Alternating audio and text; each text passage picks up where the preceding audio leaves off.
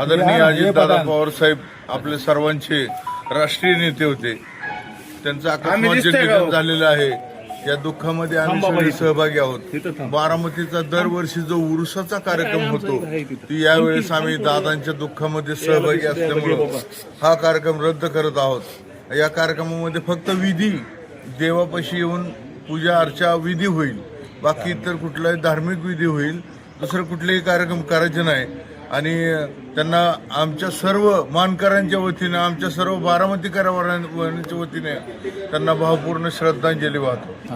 आम्ही चांदशेवाली दर्गा मस्जिदतर्फे सांगतो की आम्ही यंदा साधेपणाने उरूस करणार आहे. उरूसाचे सर्व कार्यक्रम रद्द करण्यात आले. संदर्भी मानकऱ्याला बोलून जागेवर करणार आहे. झेंडा बी जागेवरच काढणार आहे. आणि फक्त धार्मिक विधी होणार आहे. धार्मिक विधीऐवजी काही होणार नाही. पाळणे वगैरे, दुकानं वगैरे काय लागणार नाही. जी चादर वगैरे वाजत येते सार्वजनिक मंडळाची ती बी वाजत नंतर त्यांनी साधेपणाने आणायची. भक्तांना काय आव्हान करणार तुम्ही? भक्तांनी फक्त येऊन नारळ मलिदा त्यांचा काय प्रसाद करायचा, नैवेद्य दाखवायचा. धार्मिक विधी होणार आहे. वाजंत्री वगैरे काय नाही, शोभेचे दारूकाम वगैरे काय होणार नाही. आदरणीय दादांचा दुर्दैव मृत्यू होऊन आज बरोबर 1 महिना झालेला आहे. आणि आपले ग्रामदैवत हजरत पीर चांदशेवाली दर्ग्याचा उरूस प्रत्येक वर्षी मोठ्या उत्साहात थाटामाटात साजरा होत असतो.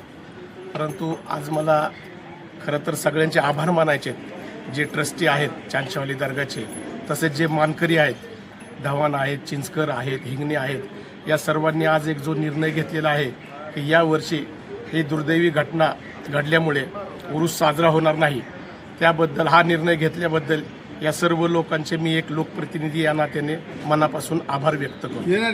बारामती पंचकृषीमध्ये असणारा चांदशेवाली दर्गाचा उरूस हा सर्वात मोठा उरूस असतो बारामती शहर आणि तालुक्यातला.